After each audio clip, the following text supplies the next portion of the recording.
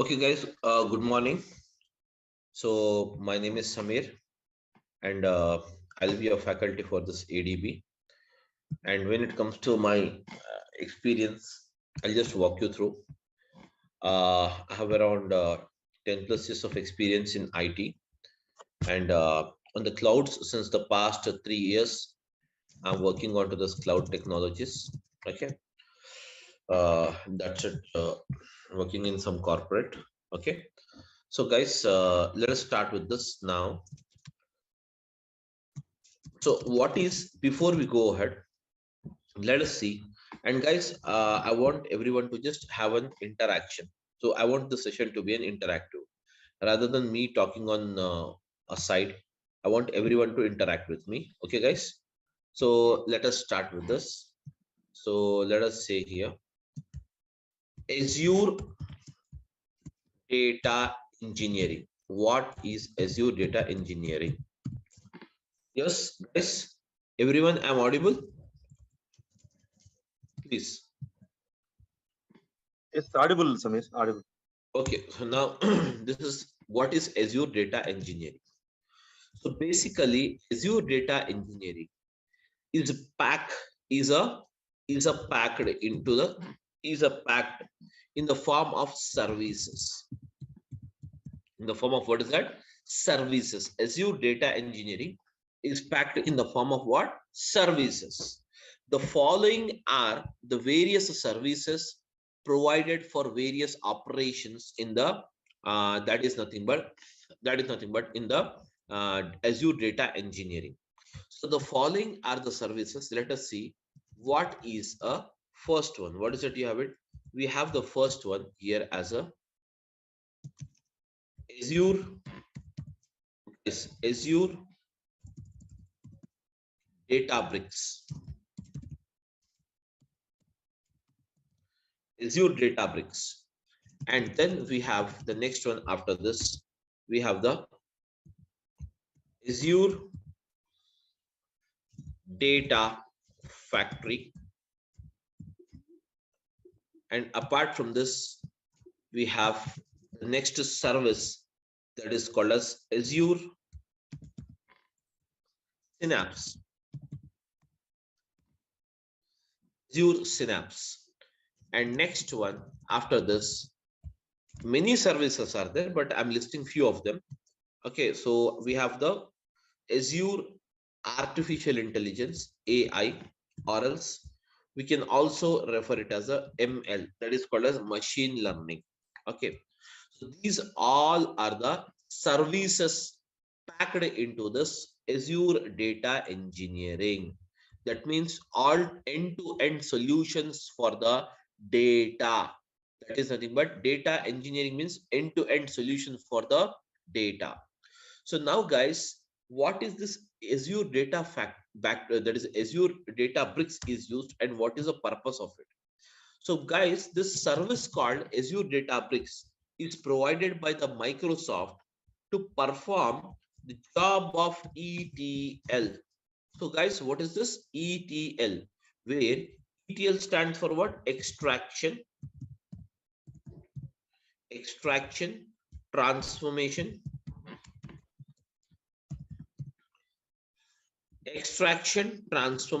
okay, guys, extraction, transformation, and loading.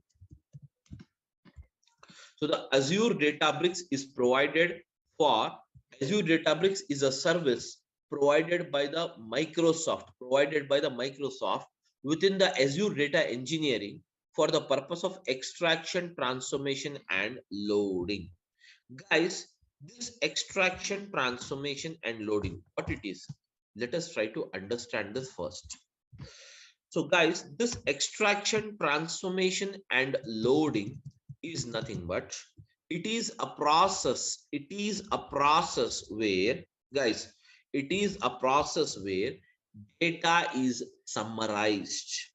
Where the data is summarized. Where the data is summarized. Where the data is, what is that? Summarized. And this summarized data is used for decision making. this summarized data is used for what? Decision making. So whereas what is this process of extraction, transformation, and loading? So this process of, guys, extraction, transformation, and loading, this process of extraction, transformation, and loading basically consists of, requires the following. What is that? Source, that means what? Source, and the next one, it requires as a target. Source and the target. Now guys, what is a source and what is a target? So basically, between the source and the target, this process of ETL is applied always. Okay, irrespective of whatever the thing service we use it. Generally, I'm talking about the ETL. That is nothing but ETL is the process where the data, guys, ETL is the process. ETL is a process where the data is summarized. Okay, so what is the source? What is this target? Let us try to understand this, guys. Source is a place where we get the raw data. Source is a place where we get, what is that, guys? Raw data. And whereas this raw data is extracted as per the requirement in the process of extraction. This raw data is extracted as per the requirement in the process of extraction. And once the extraction means what? Picking up the data. Whereas after this process of extraction is done, the process of transformation is implemented. Transformation is the actual process where the data is converted into the required format by the customer.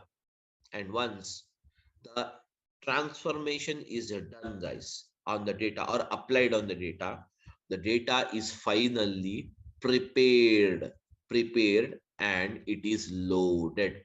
And it is what? Loaded. And where it is loaded? It is loaded into the target, that is called as a destination. Getting my point? Now guys, this is a bit technical. I want to simplify it and explain it to you. Okay, what exactly? Now guys, all of you are you able to hear my voice? Everyone, please come out. Yeah. So now guys, suppose you go to a supermarket to buy a vegetables. Tell me now, what are the different, that is, how many vegetables will be there in a supermarket? Let us say Reliance Fresh. You have been to the Reliance Fresh to buy the fresh vegetables. Now tell me, how many vegetables you have it? You will be having many, almost all vegetables you will have it. Am I right? So now guys, tell me a answer now. Do you purchase all the vegetables or you will purchase only those vegetables which is required for you?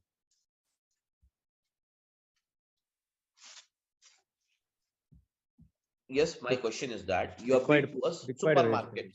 Yes, guys, you have been to supermarket, and that is more supermarket, or you have been to a that is Reliance Fresh, where you can find many vegetables. Are you going to purchase all the vegetables or some of the vegetables? Only required vegetables will purchase. Required. That means before leaving, you will decide what curry has to be cooked. Based on that curry, you're going to buy the vegetables. Am I right? Some 2-3 vegetables. So now what you're doing is, suppose you have been to a supermarket and picked up some 5 vegetables out of some 100 vegetables are there. Different varieties of 100 vegetables are there. Out of those 100 vegetables, you are purchasing only 5 vegetables. Why those 5? Because that is required for the cooking process. You want to cook only those 5. Am I right? You're picked up. What you will do, once you pick up, you'll put it into your basket, bill it off, everything is done. Now you will come home. Now tell me, what is the form of vegetables now? It's raw form. Yes, exactly. Very good. So the vegetables in the raw form. So now guys, what you will do, you have to eat those vegetables. as we are human, so we require to eat those vegetables, but we need to cook it. Am I right? Cook it.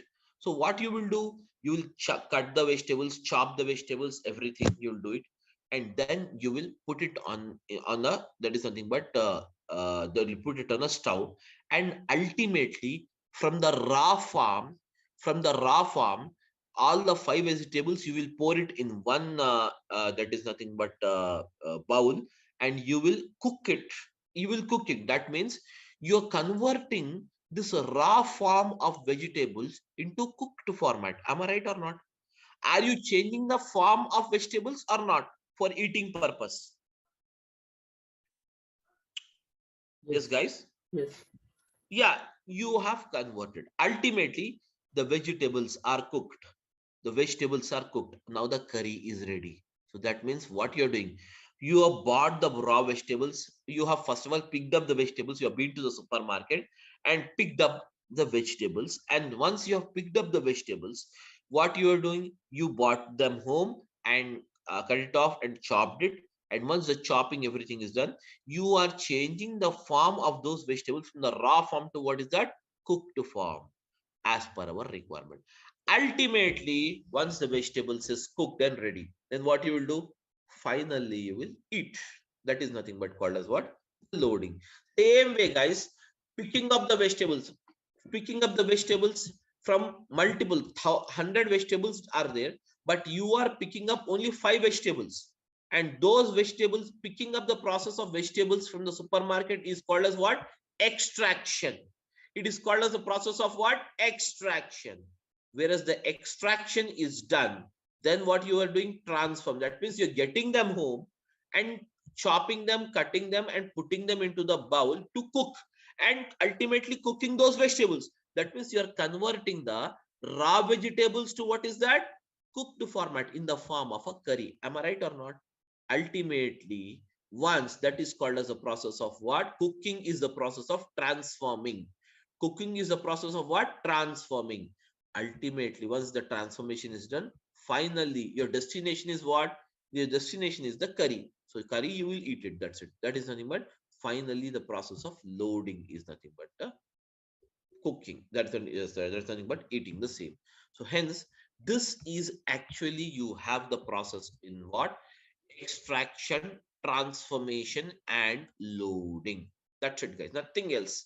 There is no technicality. There is no something is, where you need to worry about how the things will move on. All the things you need not worry about this. Simply extraction, transformation, and loading is the process. Extraction, transformation, and loading is the process of converting the picking up the required data, and transforming the data as per the requirement, and ultimately transformed data you will load it into the target. Okay, so guys, is it clear for everyone what is ETL actually? Yes, guys, I want an answer, ma, please.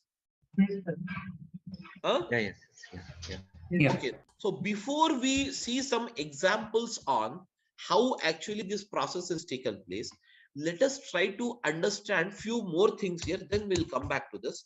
Let us try to understand first of all what is a cloud, what is a clouds, and what is an on-premises.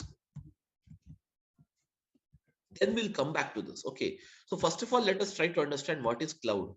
So now, guys, because what is it you have it? Azure data engineering is a cloud-based engineering, cloud-based data engineering. Am I right?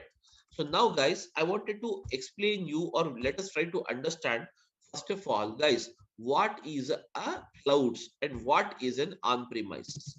Let us try to understand first of all what is a cloud basically. Okay, so guys, when it comes to this cloud, okay, just forget about this cloud. I'll just give you an example for this. Now, guys, all of you are using the mobile phones. Am I right? All of you are using the mobile phones or not, guys? Yes. Yeah, I want a reply from every one of you. Please, guys, try to respond. Yes, are you using the mobile phone or not? Yes, we are. Yeah.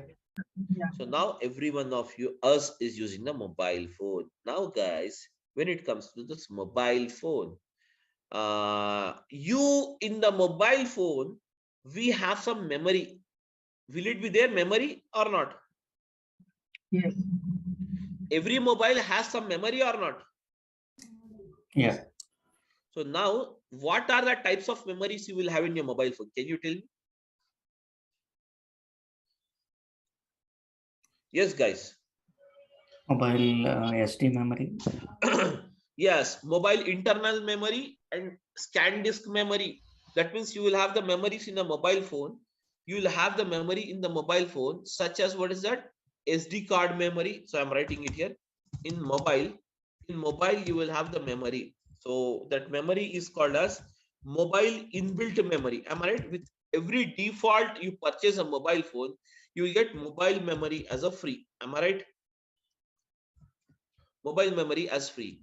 Apart from the mobile memory, guys, you will also have, you will also have, guys, you will also have a memory that is called as SD card memory. What do you mean SD card memory, guys? SD card memory is nothing but scan disk card memory. That means, suppose every mobile you are getting it with a 16 GB internal storage memory. That means this 16 GB, guys, this 16 GB is a default memory. That means in your mobile phone, you can store up to 16 GB memory. Whereas if you require to store more memory rather than thus, you want to store one more, that is nothing but 32 GB of memory you wanted to store it. For that, what we do, we buy an external SD card and we will just put it in your mobile phone.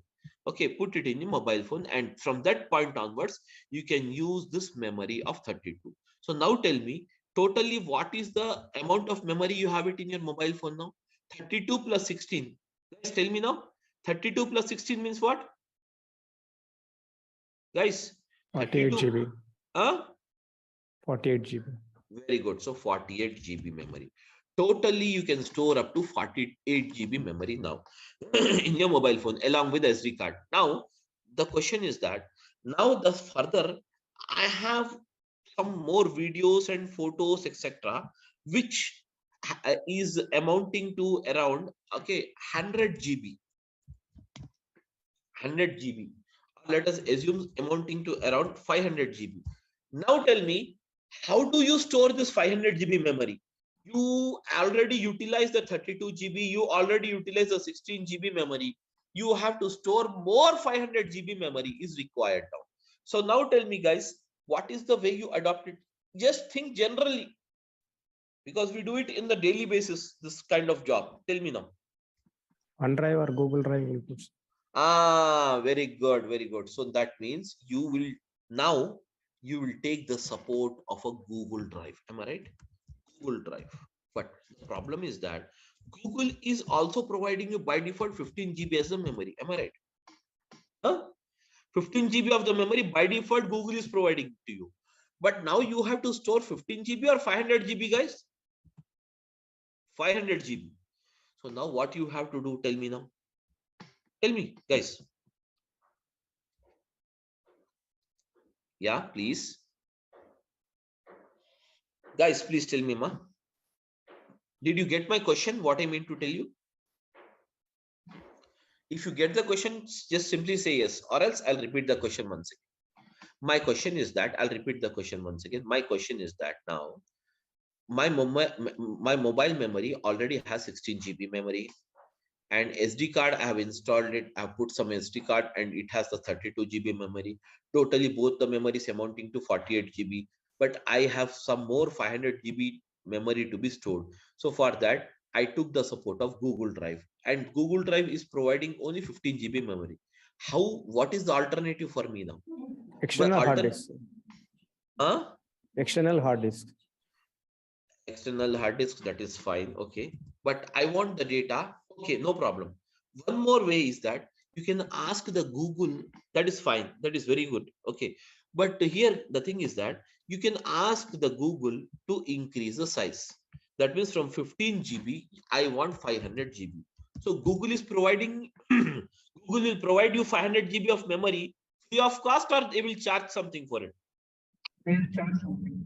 They They'll will charge. charge. That means after 15 GB, even if you store 0.1 MB also, okay, then it is going to charge you. So you can buy the space on the Google Drive by paying some cost. Now, guys, totally, I bought it. I bought this one also. Everything is done now. Totally, the amount of memory. What is that amount of memory I have? 548 GB memory. Totally, I have it now.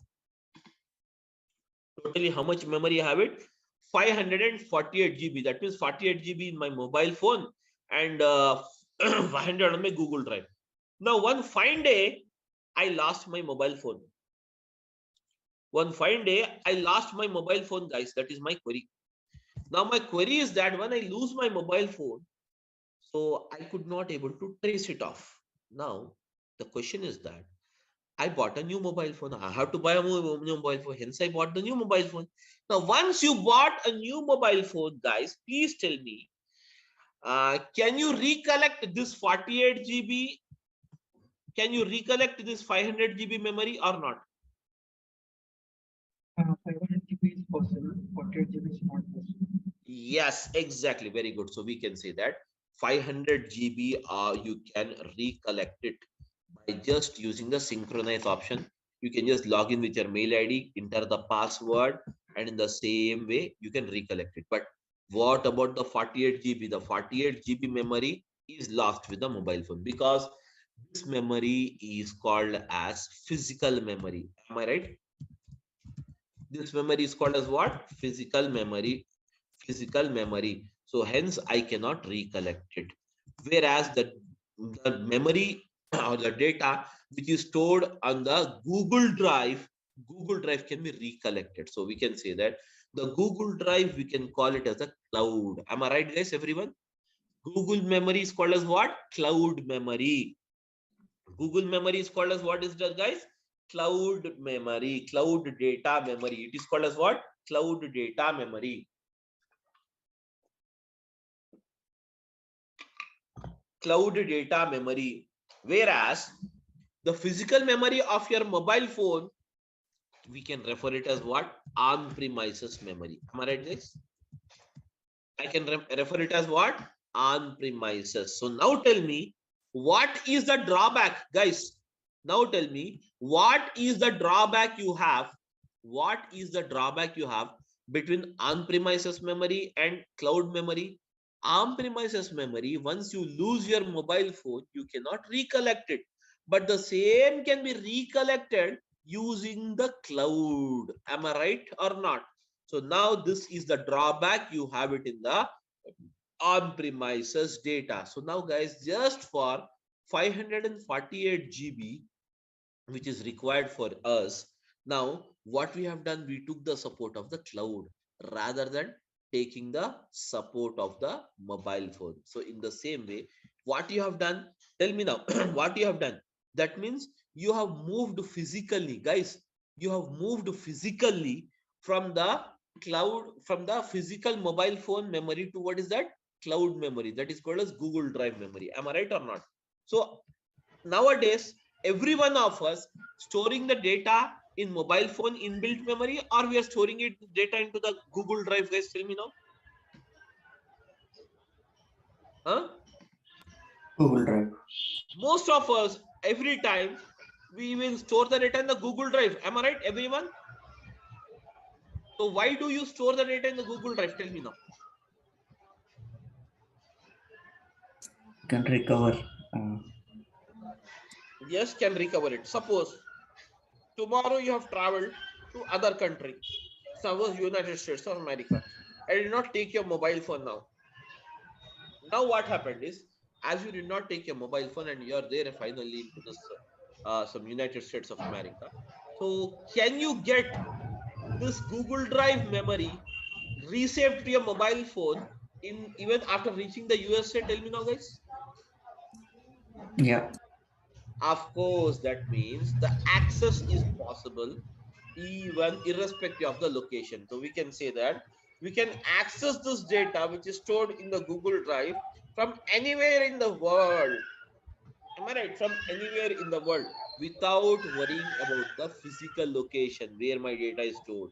The same way, guys, tell me now, actually Google Drive is stored where? The Google Drive stores the data into the cloud environment. Into what is that? Cloud environment. So cloud environment is what? Ultimately, cloud environment is nothing but ultimately it stores the data physically into the data centers. Every cloud provider has the data centers, and now in these data centers the entire physical data will be stored. In this data centers the physical data will be stored. Am I right, guys? Everyone? Okay. uh Somebody just put it yourself in mute mode. I think there is no issues from my end. Yeah, guys. Okay, now fine now. So now I think the voice is background voice is not there. It's fine now. Okay, guys. There is no disturbance now, I think, from the background. Please say yes. Yeah, it's fine now. So now, guys, now, so in the same way, guys, here you have a cloud and on-premises. Cloud means what? Cloud is nothing but storing the data onto the Google Drive is a cloud environment. And now, guys, on-premise is nothing but storing the data into your mobile phone physical memory. Mobile phone memory. Mobile phone memory is called as what? On premises. Is called as what, guys? What is it called as? On premises. Am I right, guys? So now, guys, as we are an individual, still we wanted to save the data. Still we wanted to move it our from the physical memory to what? Google Drive memory.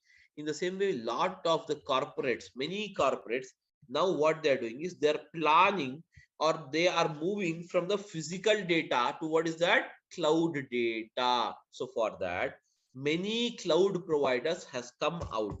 Many cloud providers has come out to provide the support for it. So for that, the following are the cloud providers we have it. What is that? The first one is called as what? Azure.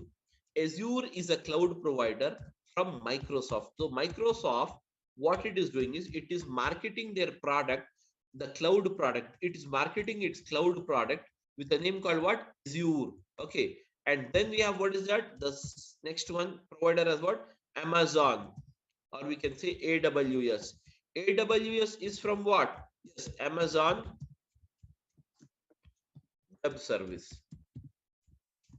Amazon Web Service. And the third one, what is that you have it? Google, GCP. So we have the GCP, which stands for what? Google Cloud Platform.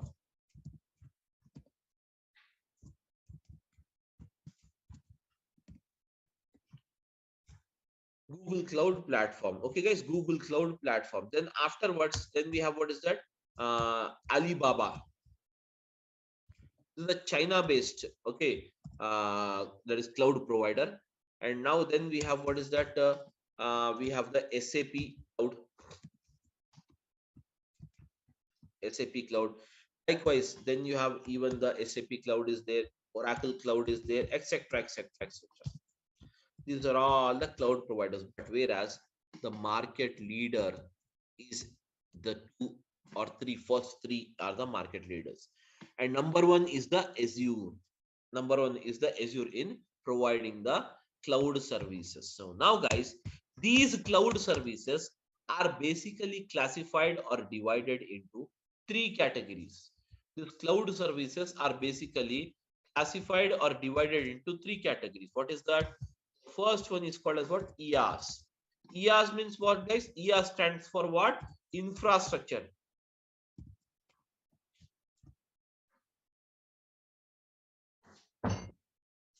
Infrastructure as a service. And then you have what's that? PaaS. PaaS stands for what, guys? PaaS stands for what? Platform as a service. Then, guys, third one is CaaS. CaaS stands for what, guys? Software as a service.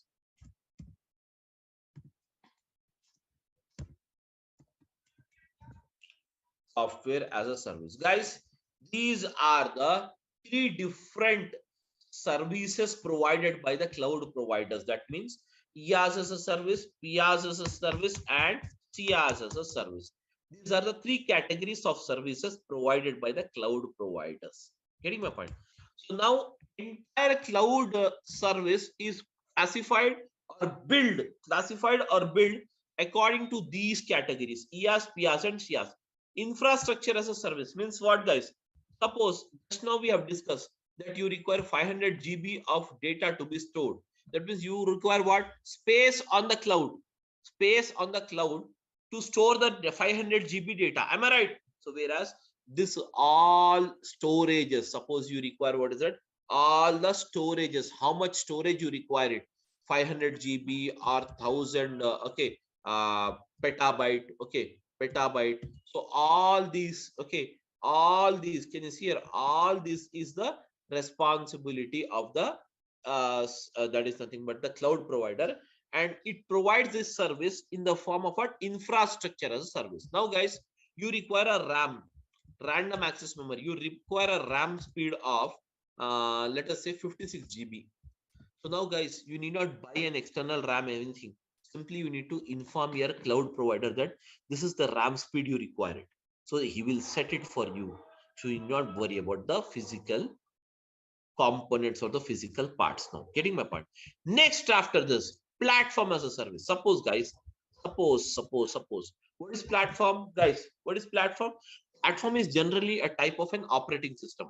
Now guys, we are using Android as an operating system, and can you see here, that is nothing but Apple is using some operating system. Okay, so hence these are the various operating system. Okay, these are the various operating system used by the various that is nothing but various mobiles, we can say. In the same way, if at all you have a computer, so generally in the computer, what is the operating system we use it, guys? Can you tell me what is the operating system we use it in a PC, guys? Tell me now. Generally we use the Windows as operating system. But now my question is that I have a very massive amount of data, and this massive amount of data is not supported on the Windows operating system most of the time. Let us assume banking data. Banking data is very huge, massive amount of data. So now it is not supported on the Windows operating system. Hence, we require some other operating system that is called as what? Mainframes. Mainframes is an operating system. Mainframes is an operating system from what? IBM.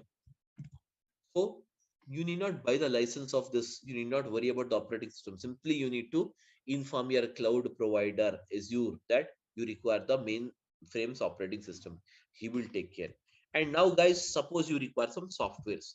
Softwares in the sense you require some reporting softwares, or you require some analytical software, such as you require some you require some softwares, or you require any kind of reporting. That is nothing but, suppose you require Power BI,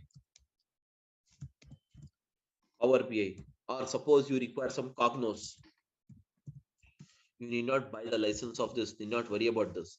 Simply you need to inform your cloud provider that you require it. He is going to buy that for you. He is going to buy that for you. Everything is taken care by the, that is nothing but by the cloud provider in the service called what? Software as a service. So these are the three categories of services we have it. So whereas the cloud providers has divided their service based on these three, and based on these three categories only they will bill you. They are going to bill you. It is as simple as, guys, as simple as, simply you log into this, you have the OTT platforms is there, Amazon Prime, Netflix, etc. What you will do, you will enter your mobile number and a password. That's it. You will enter it into the application, and once you enter into the application, if you want to watch a new movie, then you have to subscribe that particular premium subscription or not. Tell me now, guys. You need to buy a subscription or not, premium subscription, to watch a latest movie. Yes, tell me. Do we require to buy it or not? Yes, sir. Yes, required. So in the same way here also, whichever the service is required, in the same way, simply we need to buy it. buy it from the Azure. Buy means what? Here we are just that means utilizing it, paying it. That's it. Utilizing and paying the cost. It is just like renting off, renting off. Okay, without having an ownership, without claiming an ownership, you can do your task just by paying them. Okay, just by paying them the cost of the same. So whereas where these are the three categories of service provided by the cloud. Now guys, the cloud is clear for me and on premises is also clear for me. Everything is clear. But my question is that source, target, and this thing is done already. This is also extraction, transformation, loading done. But my question is that what is exactly the use of the ADB, that is called as Azure Databricks? What it does? We have to understand this. So now guys, let us come back here. When it comes to the Azure Databricks, the Azure Databricks is a service of Microsoft, which is provided to perform the job of extraction, transformation, and what is that? Loading. To perform the job of extraction, transformation, and what is that? Loading. The Azure Databricks is a service of a Microsoft provided to perform the job of extraction, transformation, and what is that? Loading. Okay, guys. Now, when it comes to this Azure Databricks, exactly, let us try to understand this ETL with some example. Guys, here I have a data. So let us say here, I have some data here. So I'm using, guys, I'm using it this as a source. And now I have the source. And now, guys, in the bottom, I'll write the target. My query is that I have a data of a supermarket, and supermarket data is given like this: product ID, product rate, product quantity sold, and date of sales.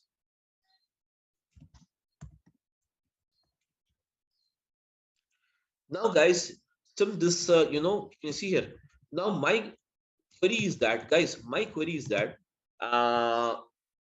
and here is the customer. The customer is here. The customer is here. The customer wanted to know, guys, is a customer. That customer means what? The owner of the supermarket is a customer for us. This customer wanted to know what is the change in sales, or what is the sales difference on 21st of this month and 22nd of this month, whether the sales has increased between these two dates or not. He wanted to know first of all. So guys, first of all, to know this query or to report him the same to the customer, what is that you require it? You require the source, and the source consisting of the following information. What is that? Product ID, product rate, product quantity sold, date of sales. Let us give the product IDs something like this. Product rate, let us give it as 100 rupees, and the quantity sold is 10, and then you have a date of sales. Date of sale is 21, guys, 21/11/2022. And then you have the product something like this, okay, product ID, and the rate is 200, and the quantity sold is 05, and now the date of sales is 21/11/2022. And then I have something like this. So I have 500/02, and now guys I have 21/11/2022. Now guys, this is the thing we have it. First day, that means what? 21st data is already recorded. Do we have 22nd data? No, we will write the 22nd data. So as you wanted to write the 22nd data, simply what I will do is I'll copy this information and I'll paste it here. Okay, that's it guys. Let us see it here how to make it. So simply copy this information and I'm pasting it the same information.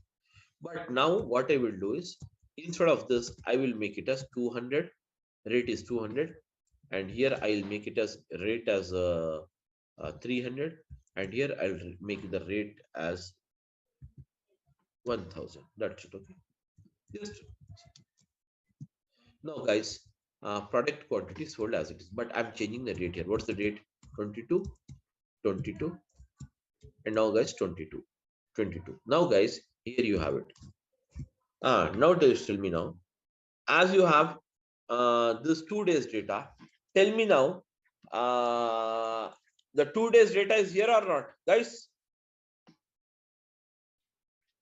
Now tell me, is there any difference in the sales? Is there any difference in the sales from 21st to 22nd? Can you tell me, guys? Yes, different is there, sir. Different is there. Difference is there. How can you say? How can you say? Just by looking into the data. Am I right or not? Just by Yes, looking yes. into the data, yeah, just by looking into the data, you can say there is a difference.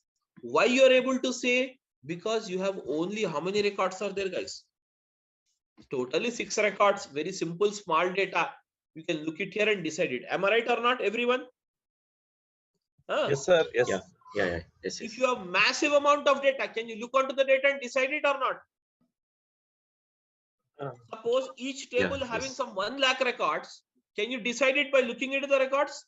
No, not possible. Not possible. So for that, here we use the technique. What is that? ETL. Let us see how the ETL is applied here. Extraction. ETL stands for what? Extraction. Extraction. Let us see how the extraction is done here. The first process of extraction is that where you have to pick up. Do we require the product ID to find out the net sales amount of the day?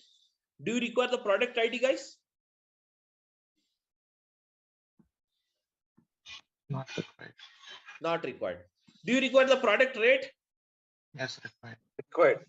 Quantity sold? Required. Date of sales? Required. So now, guys, I'm picking up these 3 columns. Picking up these 3 columns is the process of what is that? It is the process of extraction. It is a process of what? Extraction. Now the columns are picked up. Now, guys, next comes transformation. Picking up is done. Transformation.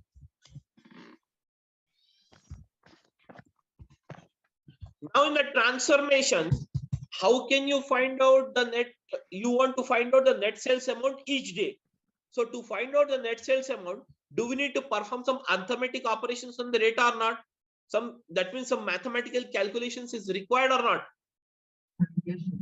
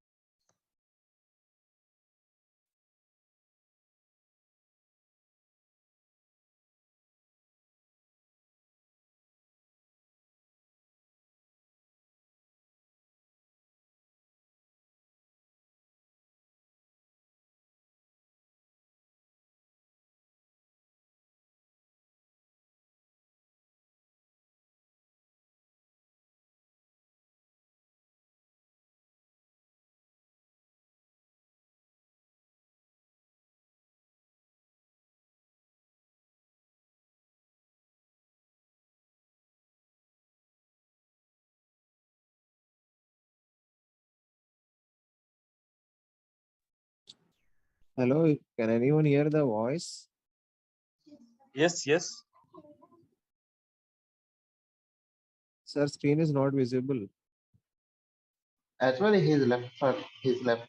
Maybe he's facing network issue. Okay. Shamil is not there.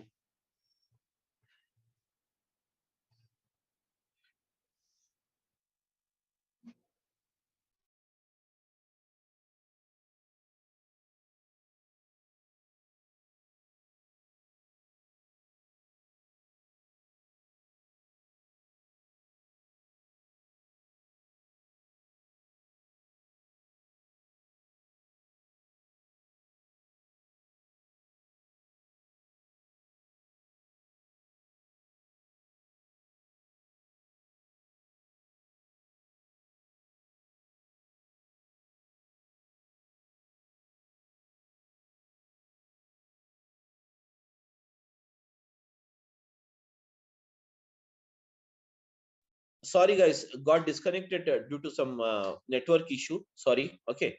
Hello, I'm audible now? Yes. Yeah, I'm audible now. Yeah, so got disconnected due to some this thing, network issue. Okay, so now guys, okay, we were just a minute. So just a minute. I'm just looking out for this. I don't have this host rights. Just a minute. Let me call the people to provide me the host right, because once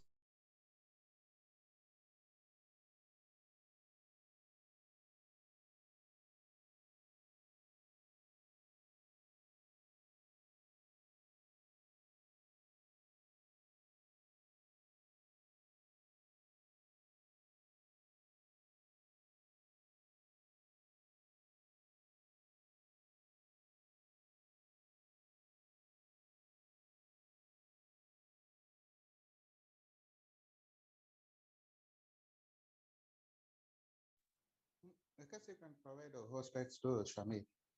Might be what is the host.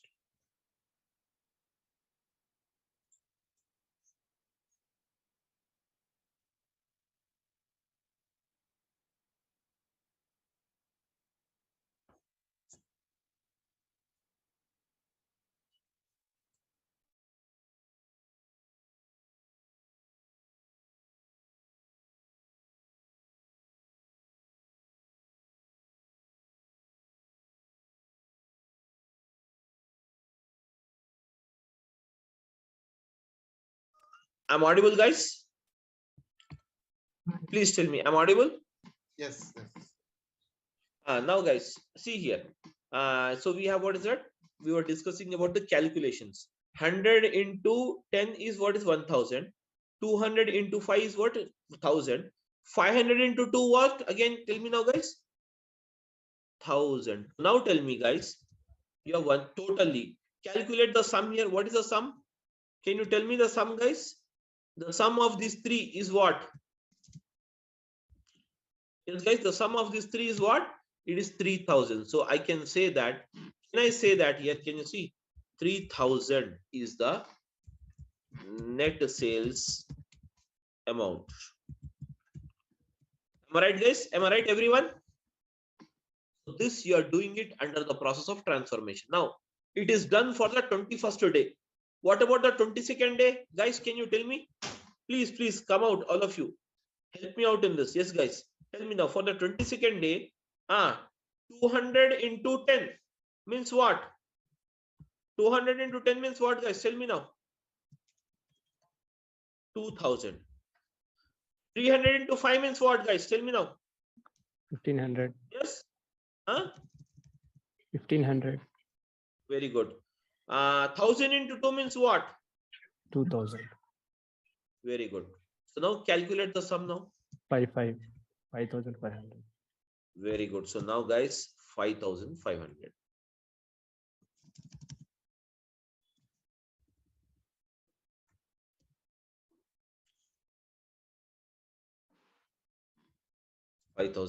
Now, guys, this is the net sales amount. Now, guys, this process is called as a transformation process. It's done now. Finally, you will be loading. Where you will be loading the data, guys? Tell me now. Finally, you will be loading the data into the target. So how will I load the data? I will load the data like this. See here. I'm loading the data. So net sales amount underscore sales underscore amount. Net sales amount is what, guys? Tell me now. Net sales amount is what? 3000. And now for which date it is? So I'm declaring one more column here. Oh yes, that is date of sales. Date of sales is, I'm using it as 21/11/2022. And then we have, what is that, guys? Tell me now. 5500, and it is on 22nd/11/2022. Now, guys, this particular thing, that is nothing but called as output. Now, can you see here? This entire thing, what you have done, guys? Can you see this entire thing? What we have done? We have transformed this much data. Can you see here? This much data of two tables I have transformed into one table and in the summarized manner. So this data, you can report it to the customer, stating that this is the difference of sales between 21st and 22nd day of November 2022. Am I right, guys? Everyone? Huh? This process is called as the process of what? Extraction, transformation, and loading. And this is done by using the Azure Databricks here. By using what is that? Azure Databricks. It is done by the process called what? Using the service called what? Azure Databricks, where extraction, transformation, and loading of data is done by the Azure Databricks. Clear, all of you now? Now, as a part of this course, guys, we are going to see this Azure Databricks. Okay, Azure Databricks, and the total duration of this course will be 60 hours. Okay, 60 hours, but it will be, we are quoting it as 60, but it will go beyond the 60 hours because we have many live scenarios we are going to look into. Okay, and that's the thing we have it. And we are going to start the classes from tomorrow, the same 10 o'clock in the morning. Okay guys, 10:15 in the morning, that's the timings we have it. 10:15 to around 11:30 every day. You will have 1 hour 15 minutes class, 1 hour to 1 hour 15 minutes class. And next, after this, guys, when it comes to this, the classes after this, even the resume planning and everything will be given to you as a support. Okay, and contents brochure, you can check it. Okay, uh, Azure Data Factory and Azure Databricks both are used for the same process, but Azure Databricks, here you can use the it is called as CUI that is called as character user interface, where you need to use different languages: Python, Scala, R, and SQL. These are the 4 languages used in the bricks, Azure Databricks. Whereas in the Azure Data Factory, it is totally a menu driven. It is totally a menu driven. Both performs the same job. Both performs the same job, but this is a menu driven, and this is a that is nothing but the code based. You have it. Okay, so that's it about this thing. And every day we will have the class 1 hour to 1 hour 15 minutes. And Saturday, Monday to Saturday, Friday, you will have the classes. So generally Saturdays and Sundays I don't take the classes. If it is required to cover up the portion, then we will continue on Saturdays, guys. That's the only thing we have. Okay, so now you can ask me any questions if you have. Please go ahead. Sir, like I just wanted to know, there is coding part is there in the curriculum, so we need to learn coding as well. Yes, of course. Coding means whichever it is required, we will discuss it in the class itself. As such, separately, you need not learn the coding somewhere going outside. Okay. So what is that? I will explain you. That will be easy only, not so tough enough for people, what the people think. Okay. So we will be seeing here the coding in 4 different languages. See, there is SQL, Python, R, and Scala. I'll Uh, write the coding. Yeah. mm, Sir, like what is PySpark that I'm hearing a lot about?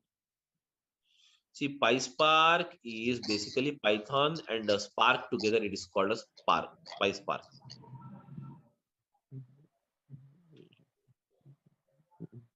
PySpark. Okay.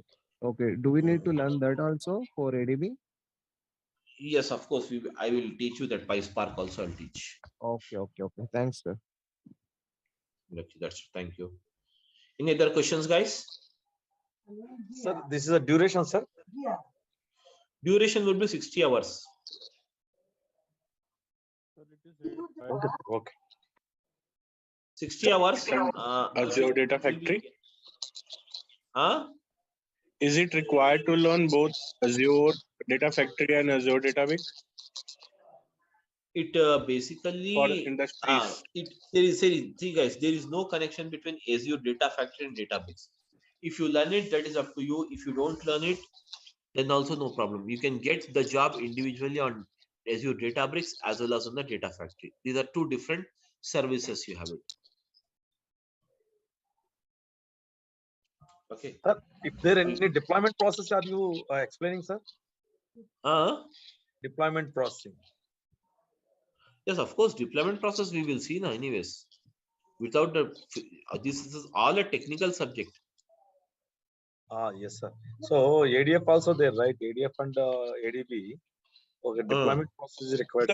That finally classes over, right? Yes. Yes, yes, Sir, yes. is We there will any see the combined deployment. batch for both Databricks and Data Factory? Uh, Is there any combined batch? I mean, See, you will have data factory batch is morning 7 a.m. started today itself along with you. And Databricks is this time. Combined batches means these are two different services. So I teach them differently. Yes, yes, sir. Yes. Combinedly we'll see a type of a project anyways. A case study you can say, not exactly the project, case study I can show you.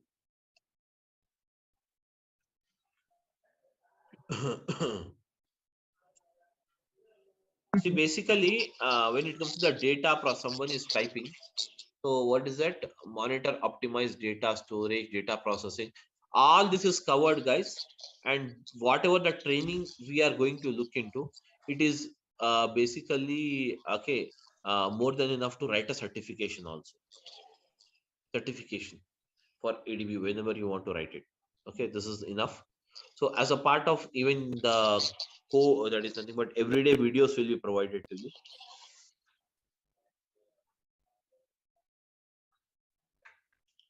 That's it. sir, Any other questions if you have? You can. any batch for the evening? Huh? Any batch for the evening? Right now, no, there is no batch in the evening. So morning batches only we have it.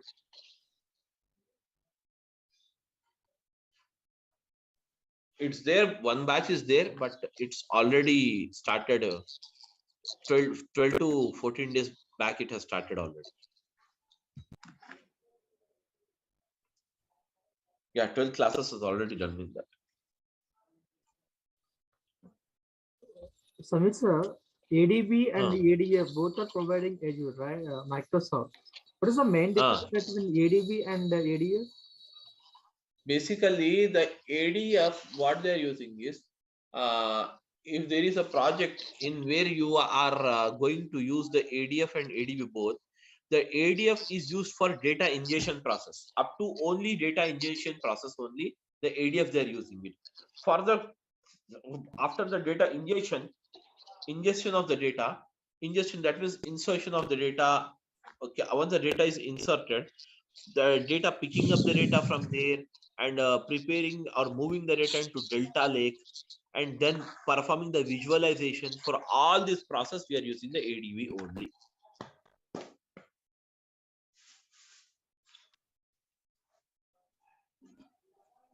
Okay, got it. Yes, any other questions, guys?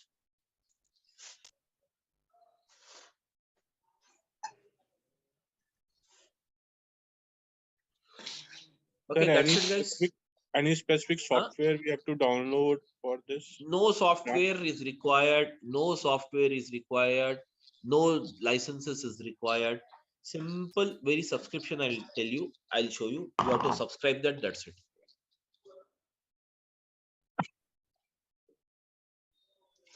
No software, no piracy, nothing is there. No piracy, yeah, no but it is asking some card, yeah, credit card number asking. Yeah, credit card, obviously. That is for free subscription. It will take you, it will charge some 2 rupees from a credit card. And the free subscription will be valid for 30 days. Okay. And after that, you have to go for pay as you go model. That pay as you go model will not cost you if you based on your usage only. It is just like pay as you go means it will not charge you more than 700 to 800 for an individual.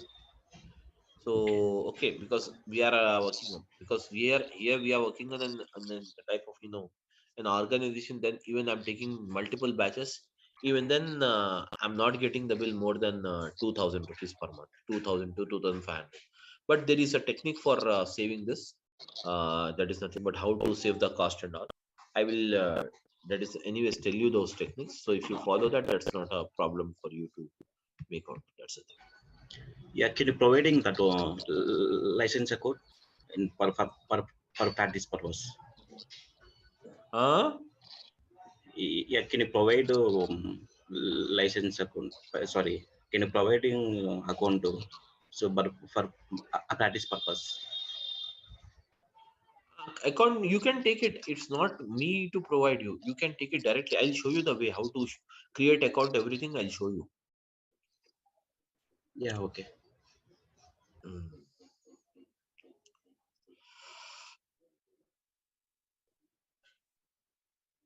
Okay, guys. Any other questions? Okay, guys. Thank you. Then we'll meet tomorrow morning at the same time. Yeah, please go ahead. Any questions?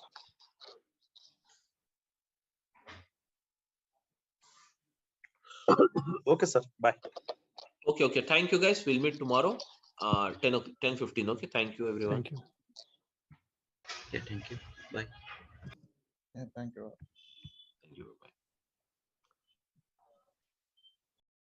Okay. So now let us start with this.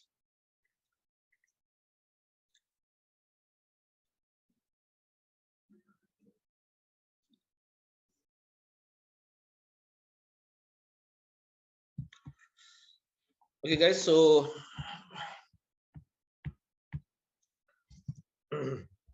let's start again, and just we'll begin the introduction part today. So, guys, we're using it Azure Databricks.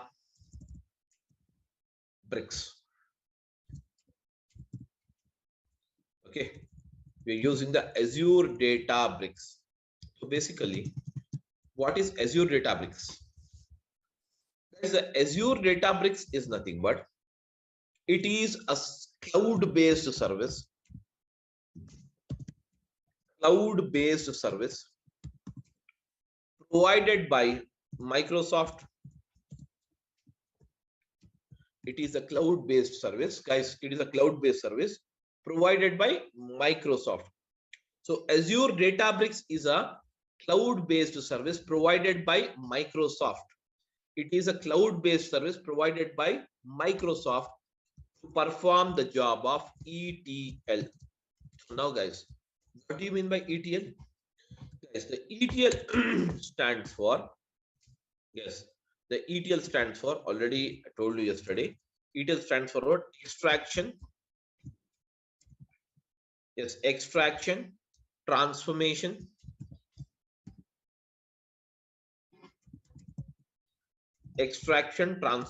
and loading. Extraction, transformation, and loading. Whereas this process of extraction, transformation, and loading is a process of, yes, is a process of what? Data summarization. Is a process of what? Data summarization. It is a process of what, guys? Data summarization. So extraction, transformation, and loading, this is a process of what is that? Data summarization. It is a process of what? Data summarization. Wherein for the process of ETL, that is called as extraction, transformation, and loading, guys, we require the following. What is that? We require the source. First of all, source means what? The source of data. Source, guys, source. And then we require, what is it? The another one as a target. We require the first thing as a source and the second thing as a target. So now, guys, when it comes to the source, what do you mean by source? Okay, guys, what is the source of income? The place from where we get the money is called a source of income. In the same way, a place where that is nothing but the source from where you get the data is called as what? Source of data. Source is nothing but actually it is, guys. Source is nothing but what? Actually it is. Yes, guys. Source is nothing but actually it is. Okay. Actually, it is the source of data. That is a place from where we get the data is called as what? Source of data. Okay, guys. A place from where we get the data is called as what? Source of data. So I'm using source of data. Yes, guys, source of data. So now, guys, tell me now the source of data. So according to you, what are the sources which are available from where we get the data, guys? Tell me now. What might be the sources from where you get the data? Now, guys, for example, now you're typing or you're recording some information of your expense, house expense. So where do you write your house expense generally? Nowadays, we are using in digital format only. We are not taking a pen and paper and writing the things. Everything we are digitally writing it. Tell me now, house expenses, where do you write it? In which type of file do you write it? Tell me now, guys. This much is the earning for this month, and this much is the expenditure you have incurred. You have to write all these things. So tell me now, how do you write it, guys? In which file you use it, or where do you write it in the computer? Can you tell me, guys? Somebody? Guys, am I audible?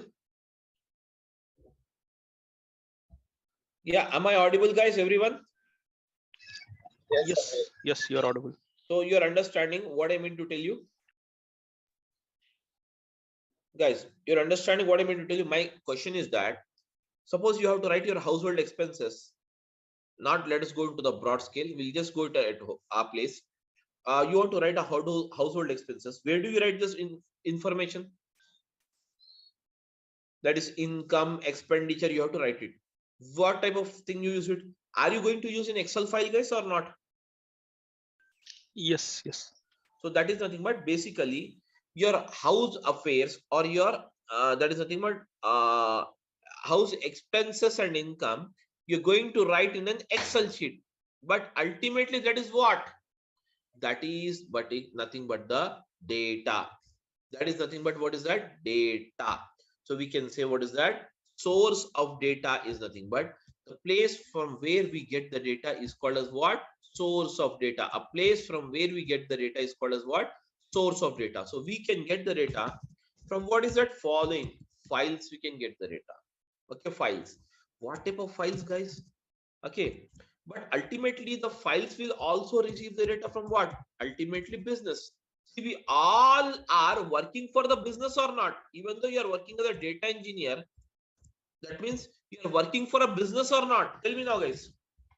Yes, everyone, you're working for the business. Am I right, everyone? Just give me a Yes. second. Just give me a second. I'll back.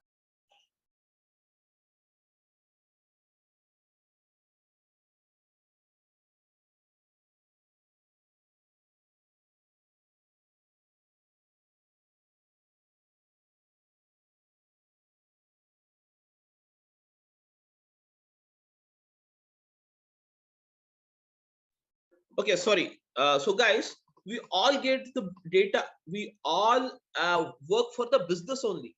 Though though we are working here, suppose you're working as a data engineer in an IT sector. That means, are you working it for a business or not? In fact, that means you will get the data from the business. From the business entities only we get the data. Am I right, guys? From the business entities only we get the data. Whereas this data is recorded in the form of what is that? Files. In the form of what is that?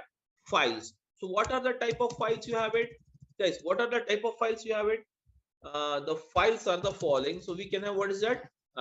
Yes, guys. We can have what are Excel files. Excel files. Excel files. And we can have, what is it? CSV files, which stands for what? Comma separated value files. Okay. Comma separated value files. And Excel files, comma separated value files. And you have, what is that? JSON files. JSON stands for what? JavaScript object notation files. Okay. And then afterwards, what is it? You have it? Excel file, CSV file, comma separated value files, JSON files, and you have the Parquet files. Parquet files.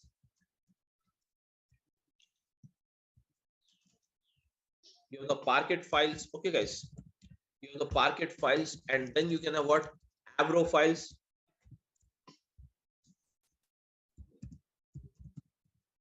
And then we can also have what's that? ORC files, various type of files. That means we get the data ultimately from the business, and this business will be recorded in the type in the form of what? Files. Excel files, comma separated value files, JSON files, Parquet file, Avro files, ORC files. Anyways, you don't worry about the files. Once we get into the subject, I will explain you about each and every file. You don't worry now. Okay. So this is nothing but the data we get it. From where? From these files, what we do from these files, guys. From these files, we get the data. From these files, guys. From these files, okay. From these files, we get the data. So ultimately, what we do, we pull in the data. We pull in the data by using the process called what? Extraction. We pull in the data by the process called what? Extraction. So extraction is done. And now, guys, this extraction is done by what? By using the ADB. That is called as what? Azure Databricks. By using the Azure Databricks. By using the Azure Databricks, guys, by using the Azure Databricks, we perform the process of extraction. That means extraction of data. Extraction, the full name is what? Extraction of data only, guys. Extraction of data. Extraction. Then extraction is done. Then next, what is the process you have it? Tell me now, guys. The next process, the next level of processing is what is that? Transformation.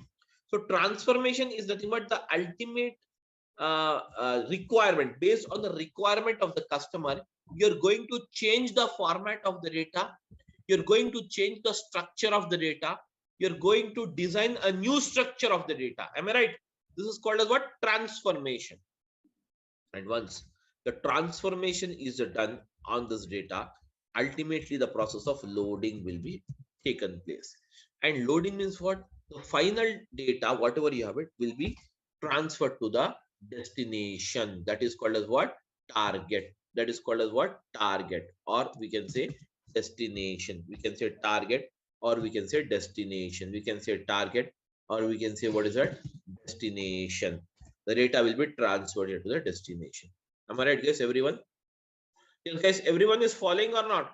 I want a reply, guys. If you don't talk, yeah, if you don't talk, I cannot understand what is your thing. Okay, so I want everyone to respond it, guys, so that I'll come to know whether you people are following or not. Okay, anyways, so this is the first. Now, apart from, guys, apart from getting the data from the files, we can also get the data from the business. We can also get the data from the business in the form of what? Database. And database can be what again? The database can be what? It can be Oracle database. It can be the SQL Server database. Okay, it can be any type of database you have it. Whereas this kind of database, can you see here? This kind of database, when you receive the data, we can say that we have received the data from OLTP system. We have received the data from what is that? OLTP system. What do you mean OLTP? OLTP stands for online transaction process. Online transaction process. That is called as what? OLTP system. Okay, OLTP system. You will receive the data. Getting my point? You will receive the data from what? OLTP system. So now, guys, ultimately from this database, what we do, we pull in again the same process. We pull in the data by using the process of what, guys? Same process we perform it. Extraction will be done. That means using the ADB, we extract the data. We extract the data. And once the data is extracted, then what we do, guys? We perform the transformation on the data.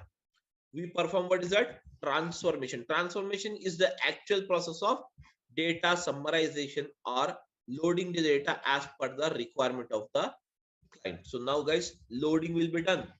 And finally, once the loading is done, guys, once the loading is done, the loading will be done. Okay, the loading will be done into the destination. That means this is the destination.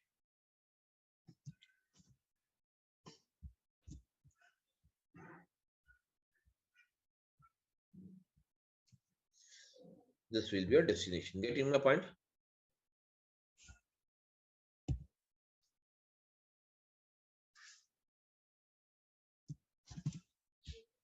Now guys,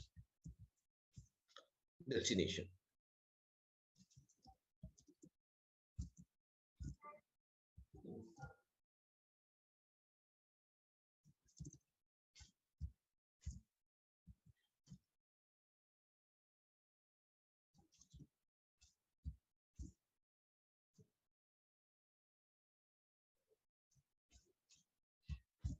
Destination.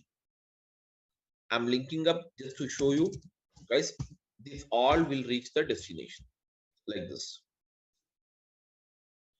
Finally, the data reaches the destination. Target is nothing but guys, it is called as what? Destination. Destination. Okay, now next one. Apart from this, guys, apart from getting the data from the businesses from the data into the databases or into the files, we can also get the data. Everyone, we can also get the data, guys. We can also get the data from another way. It's called as what? From the business only, because we all working for business. We get the data, business data only. So we get the data in the form of what? Live streaming data. Live streaming data, such as, guys, live streaming data means what, guys? Stock market data, live streaming data. Suppose that is India versus Pakistan match is going on, you will get the live streaming. Am I right or not? Yes, guys, that is all called as what? Live streaming data. Even the live streaming data we pull in here as it is, the live streaming data also we pull in here in as it is, and this process is called as what? The process of, again, extraction. We perform the extraction on this data. So can you see here, we perform the extraction on this data, and once the extraction is done, then what happens? Again, the process of transformation will become. So what is the process of transformation? Transformation is the actual process of, yes guys, transformation is the actual process of what? Data summarization. Transformation is the actual process of what? Data summarization. And once the data summarization is done, guys, finally what we do? We load the data into the target. We load the data into the target, guys. Okay. So now this all data, whatever you have it, that is source data, destination data, or whatever the data you have it, finally will be recorded into the target. That is called as sync system. In Azure, it is also called as what? The destination is also called as what? Sync system. Sync. This is also called as what? Sync system, guys. Okay. It is also called as what? Sync system. Sync system. Okay. So now can you see here? This is how we get the data here. Ultimately, we get the data from what? Various sources. Ultimately, we get the data from what? Various sources. And from these various sources, what we do? We extract the data, we transform the data, and we load the data into the target. Everyone. Okay. So this, all this can see extraction, transformation, and loading will be done by using the service, guys. This is a service. ADB is one service. ADB is one service, guys. Likewise, you can also have, what is it? ADF is the another service. Likewise, you can have Synapse as the another service. These are the various services we can do it. Okay. Whereas, can you see here, guys? This is how exactly things works off. Okay. Here, everyone is following or not, guys? Yeah, I want a reply from all of you guys. Yes, sir. Yes. Now, next after this, now guys, next one, let us see exactly what exactly the big data is. Big data. Now, guys, what is a big data? Big data is nothing but whatever the data you're getting, this data, this is called as big data only. The data from the business, whatever you're getting, that is called as big data. So just understand, big data means not a very great concept, something, you know, where you need to get confused. It's not like that. Big data, just split it, guys. Split it. Big means what? Huge, na? Huge or massive, you can say. Data means what? Information. So we can say that huge information. You can say, what is that? Huge information, massive information, huge information, or massive information. Huge information or massive information is called as what? Big data. Big data. okay, where you have a massive amount of information, is called as what? Big data. Ultimately, we get the big data from what is it? All these businesses only. But what is that business? What are the sources you can see? Let us see for that. Actually, types of source of big data. Now, guys, types of sources of big data, types of sources of, okay, types of sources of big data. Okay, sources of big data. The first one from where you can get the big data, that is called as what? Social networking sites. Social networking sites. So what is the social networking sites, guys? Social networking sites are nothing but you have the WhatsApp, you have the Facebook, you have the Twitter,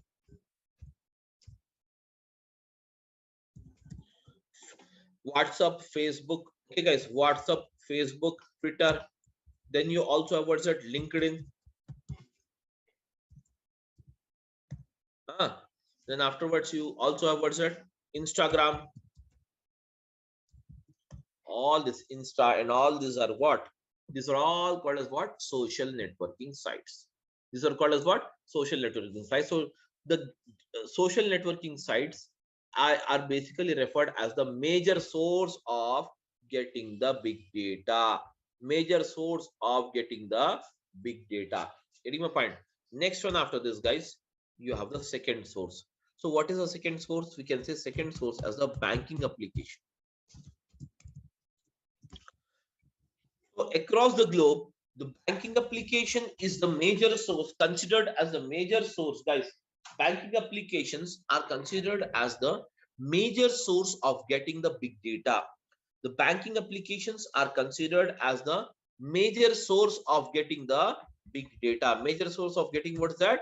Big data. Major source of getting the big data. Suppose you go to a bank and get an entry done. So in your passbook, you have made some entries. That is some cash withdrawal entry and some deposit entry and some online transfer entry, some purchase entries, some entries you have made it. Okay, that means some transactions you have done it. So, but can you see here in this passbook, as you have made only 3 transactions, but it will give you some 7 to 8 lines code. Am I right? 7 to 8 lines it will print balance, it will print deduction after the debit balance. So that means type of data. That means banking data is considered as a massive or huge amount of data across the globe. Getting my point? So we can get the data, the big data. We can also get it from what? Banking applications. That means this we have discussed as a business now. Business means what? It can be social networking site, which is a one type of business. Banking application is the another type of business from where we get the data. Okay, then we can also get the data from what is that? Machine generated data. Machine generated data. So what do you mean machine generated data, guys? The data which is generated by a machine. Suppose you have a CT scan machine. Suppose you have a CT scan machine. Okay, so it scans of the human body, whereas the CT scan machine or MRI machine, okay, MRI scan or CT scan machine, whatever the machines you have it, okay, and then we have what's it? MRI, okay, scan, or else we can also have what is that? CT scan, MRI scan, and even the ECG machines. Okay, these are all the machines which generate some data. Am I right, guys? These are the machines which generate some data. Am I right, everyone? These are the machines which generates some data, whereas even these machines, can you see here, generate some data. So this kind of data is also considered as the big data. That means a massive amount. The CT scan machine generates a very massive amount of data. So that is nothing but called as what? Machine generated data. Any that is machine which generates the data is called as what? Machine generated data. That's it. Okay, then afterwards,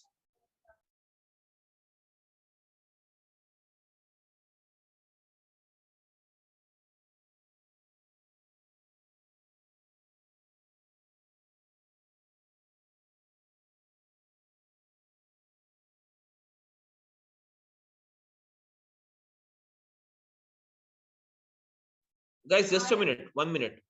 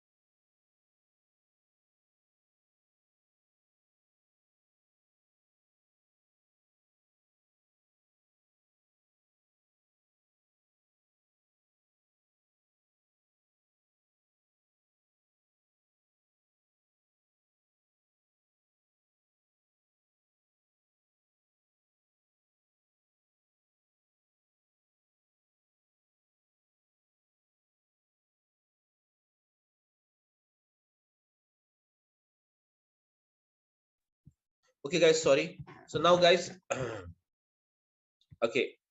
So now, guys, after this, okay. So now, can you see here? This is nothing but the can you see here? Some that is machine generated data. After that, fourth one, what we can consider here is okay. That is called as what? IoT sensors, Internet of Things. Okay, IoT sensors. We get the data from what? Sensors. We get the data from what? Sensors. These sensors basically measures what is that? Pressure. Okay, and then it measures the okay that is even the okay gas pressure. Okay, and then it measures even the temperature. Okay, and even the okay wind. All these are the sensors which basically measures. But these sensors, how it generates, these all will be connected to computers, to required computers. So this computer generates the data here. The data will be recorded here, and this data will be further processed or transferred to us like this. From in the files we received, we extract it, we transform it, and we load it. Ultimately, it will go like this. Okay. So now, guys, so basically IoT sensors, I can give you one example. Guys, whenever you travel, and okay, like on the highways, once you will enter a basically a type of a town or a village.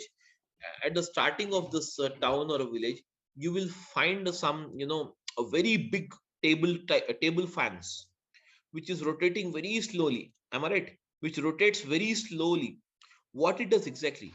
That measures the wind, and those fans are nothing but a machines, at sensors only, and those are connected to the computers. And whatever the thing is recorded, the data will be transferred to the computer, and from the computer, again the data will be that is kept into the files, and again it is transformed further for this analysis. So basically, this is how exactly the process moves on here. Okay. So guys, okay, all of you following or not, please let me know, guys. Yeah, we can able to Excellent. follow. Now, next, after this, again, you have what is that? Guys, the fifth one is human generated data. Human generated data, it's not basically you will have that massive, but still it can be considered as a big data only. Human generated data means the data which is generated by you and me. Okay, the normal routine data, that is basically a kind of a human generated data. So this is also considered as the part of big data. But guys, this big data this big data is basically has some categories. That means we can say types of big data. We can have various types of big data. So now I will say types of data. Now, guys, what are the types of big data?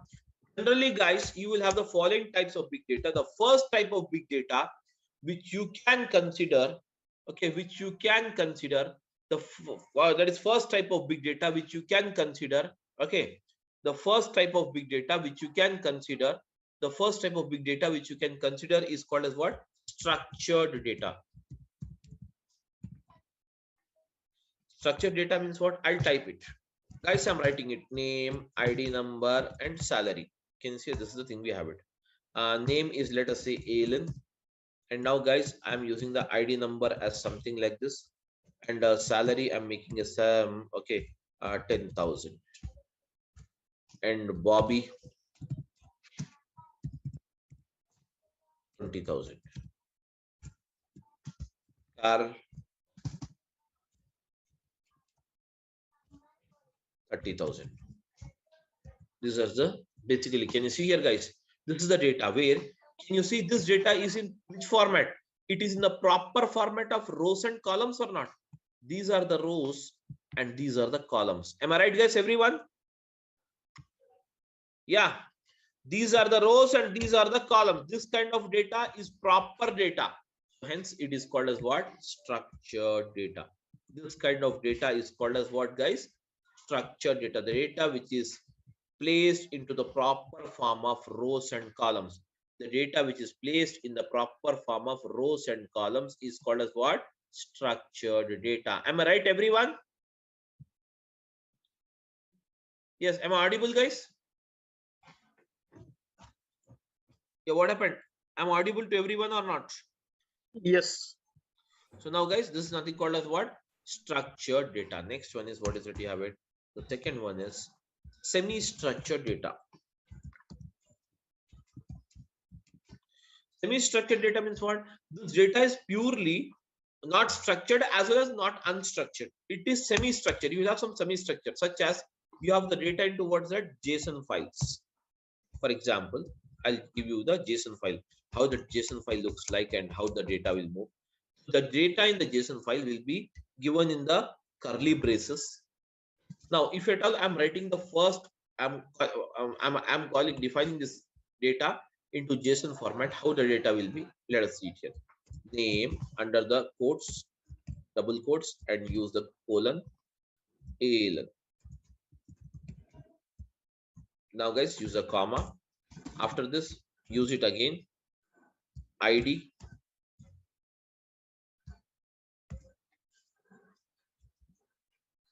ID. Then use it as it's a numeric data. Now you can place it normally. Again, we have what is that, guys? Under this, again you have what is that? Car. That is salary. This is also numeric data, so hence you can leave it as it is. Do not place under this. And finally, after this is done, the data is closed, the braces. Can you see this kind of data is called as what? Semi-structured data. It is called as what, guys? Yeah, it is called as what, guys? Semi-structured data. This kind of data is called as what? Semi-structured data. And now finally, the third one is called as what? Unstructured data.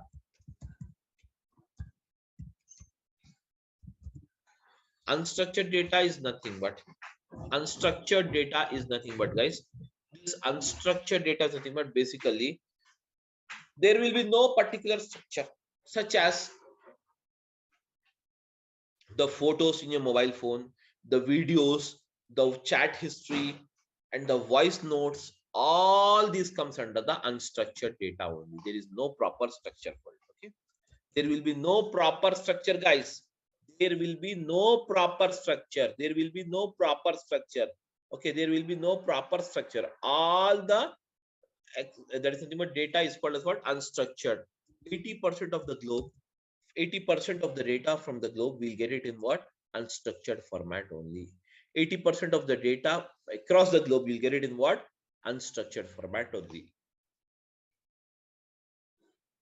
So guys, these are the types of big data we can have: structured, semi-structured, and unstructured. And this structured, semi-structured, and unstructured can be placed onto what is that? Into this type of files, or into this databases, or we can extract it from the live streaming. Further, the as it is process. So this is how the entire structure works. So is everyone clear with this, guys, or you have any doubt? You can ask me now.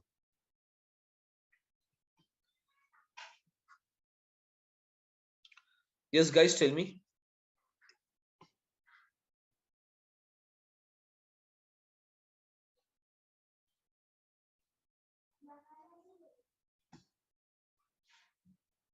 Guys, tell me now. No, Samir, no doubts as of now. Okay. So this is how the things works off. Okay, guys. That's it. So for the day, guys, that's it for the day. And so with Azure Databricks, what kind of data we usually handles, like structured or non-structured? unstructured only. Unstructured only. Okay. Unstructured, semi-structured, and structure. 3 of them will handle it basically. Not mostly you will have semi-structured data. Okay, thank you. That's it, guys. So this is the thing we have it. Please go ahead. So to learn Databricks, do we need any predefined technical background? Hello, Do you? am I audible? Yeah, tell me. Yeah. No, I'm just asking, what are the prerequisites to learn this Azure database? See, I don't have any basically, background in the field. yeah, prerequisites is that if you know the Python, or if you know the R, or if you know the SQL, that is very well. You can just, you can just understand the code, what you can do. If not, also I will explain you, and you have to put your efforts much on that, because this is basically a purely type of a technical job where you have it. What we are doing in Databricks. If you don't want the amount of coding, you don't need actually the coding. Simply you can go with the ADF rather than going with the ADB. Okay, so I'm basically ETL background. Okay. Yeah. So what do you suggest? Should I go for ADF or ADB? I'm not really sure. And I would like to be You're basically you're from technical background or non-technical, or I am basically an ETL developer, Informatica developer. then you can go with the ADB. Why not? Definitely ADB will work for you. Okay. And to be a Azure data engineer, what are the services we need to know? Like For Databricks is to be an Azure data engineer, if you know ADF, then also you'll call as a Azure data engineer. If you know ADB, then also it is called as then also you are called as a Azure data engineer. If you know the Synapse, then also you will call as a Azure data engineer only. okay. So either one also should be fine that case, right? Yeah, No, that's I not. heard the reason Yeah. I'm asking, I heard ADF also like something like it's an ETL tool only. And here you have mentioned ADB also ETL tool only, right? See, if So you just trying have, to see understand. what is the companies are doing till the job of data ingestion in a project. I'm telling you the live session, live scenario what is going on right now in most of the projects. Up to the data ingestion, ingestion means what? Extraction. Up to this data extraction, they're using the ADF. Further, for transformation and loading, they're using the ADB. Some projects, Okay. because you have So more good facilitation, or we can say good facilities, or very flexible to perform the process of data ingestion using this that is ADF, because ADF does not uses any code. It is basically a menu driven this thing. But here you will have to write the code for everything: extraction again, transformation, and again loading again. Basically, using this ADB, you can design. It is mainly focused on the visualization, data visualization. That means visualization in the sense performing the analysis on the data, etc. okay. So my understanding is like ADF might be something like a tool based like ETL. You can go with And this ADF or ADB, anything, because already you have a technical background. You need not worry about it. okay. And both are not. If I would like to join any training, both are not Both mentioned. means it will be very good. No issues. Okay. I'm trying to join any one of these. So what do you suggest? Should I start with ADF or ADB? Like being an ETL That you have to decide it. I can't tell, because you basically, I'm telling you now, if you are mainly, you think that you can manage the amount of coding, then you can go with the ADB. If you don't want the coding, because ADB is required anyways in the process. One time in one situation, you can do the job without ADF also, but ADB is very mandatory to have it mostly. So just how it's better to have ADB knowledge. You can just decide it. That's not a problem. Okay. Yeah, I got it. Thank you. That's it. Thank you, guys. Thank you, everyone. Any other questions? Sir, may I know what is Synapse used for? Synapse is totally a visualization process. It is basically called as a data warehouse of Azure. Synapse. Okay. So data visualization, analysis. I told you the analysis, data visualization, all analysis from this part. Once the data is loaded into that sync system, from here the data is picked up. And now we use a technique called OLAP, online analytical process. And using this artificial intelligence or machine learnings, all this we apply it further on this data. Whereas in this here, the machine learning, artificial intelligence, or machine learning or artificial intelligence, all this is the part of what is that we have it. The Synapse performs this job, this type of job, more focusing on the visualization of the data.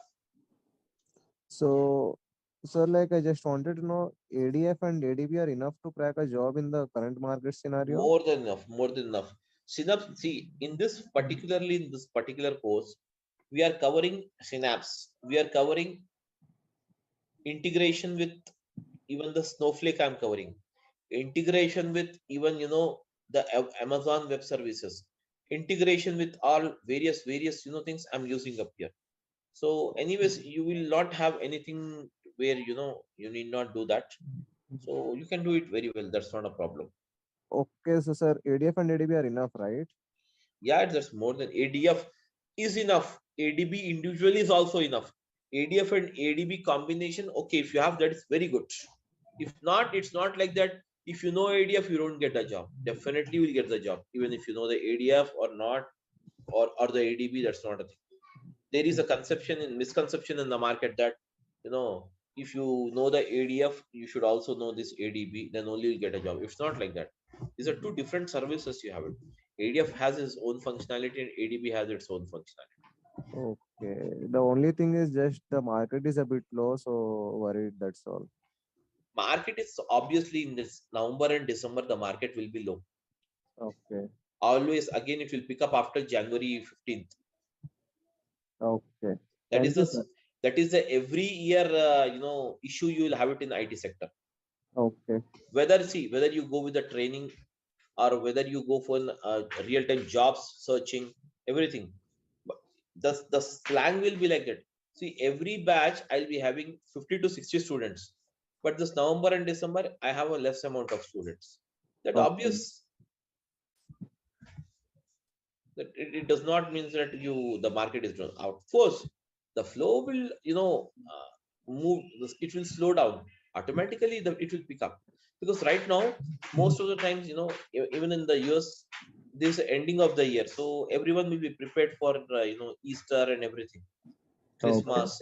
So things will slow down because we are totally dependent on the all the US and the UK and Europe and we're all the Western countries we're depending upon for the data for project everything. So obviously it will have an impact even on our life, isn't it or not? Yeah, correct. That's the thing. Okay, sir. Okay, that's it. Thank you, guys. Okay. Thank you.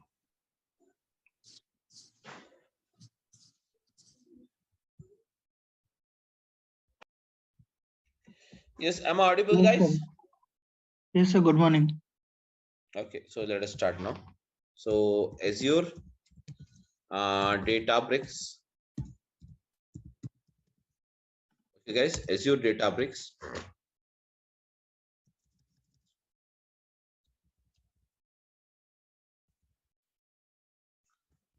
Guys, when it comes to this Azure Databricks, okay.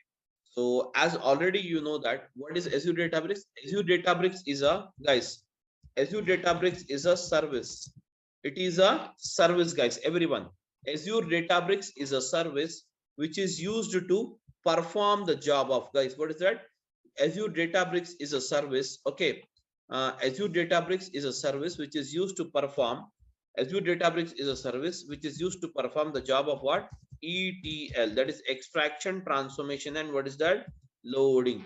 Extraction, transformation, and loading. Okay. Between what is that? Clouds. Between the clouds and on-premises. Clouds and what is it? On-premises. Between the clouds and what is that? On-premises. Okay, guys.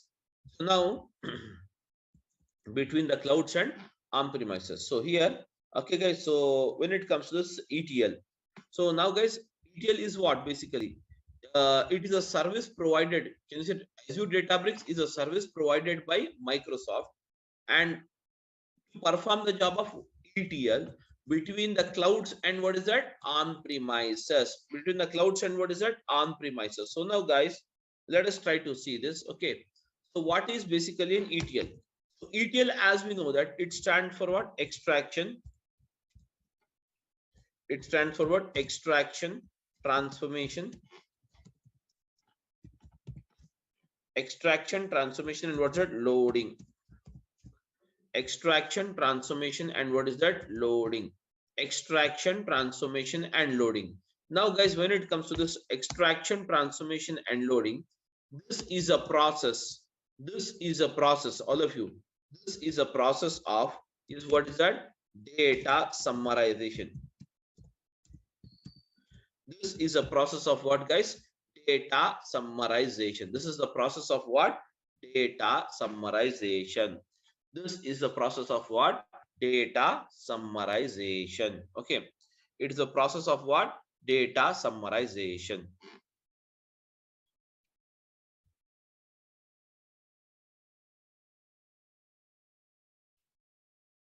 It's a process of what, guys? Data summarization. It is the process of what? Data summarization, wherein you have, what is that? Source. You have, what is it? Source data. Source, what is the data storage? What's that? You have it? Source data storage. So now, guys, source data storage or source is a place where actually we can find the data, and from the source ultimately we pass on the data to, what is that, guys? Target. We pass on the data to, what is that, guys? Target. We pass on the data to what? Target. We pass on the data to, what is it? Target. So can you see here we have, what is it? Source. Source means what? A place where we can find actual data. The place where we can find, what is it, guys? Actual data. All of you following, please? Yes, guys.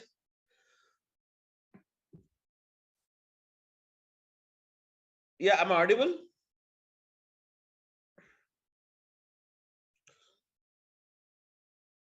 Yes, sir. Yes, sir. Okay. So now, so we have, what's it? Source. And source is nothing but what? A place where you can find the data. So now, in the source, we can get the data in the type of what? Files. Or else we can get the data in the form of, what is it? Databases. Or else we can get the data in the form of, what is it? Live stream. We can also get the data from what? Live streaming data. Live streaming data. Okay. We can get the data from what? Files. We can get the data from, what is that? Files. We can get the data from what? Files. We can get the data from what? Databases. Else we can get the data from, what is that? Live streaming data. Anyways, guys, so these files, can you see here, are of what? We can have the CSV files. We can have, what is that? JSON files. We can have what? A CSV file, JSON file, and then we have, what is that? Excel files, etc. Can you see here? These are the various type of files you have it. These are the various type of files you have it, guys. What is that? These are the various type of files we have it. Okay. What is that? We have the, these are the various type of files we have it.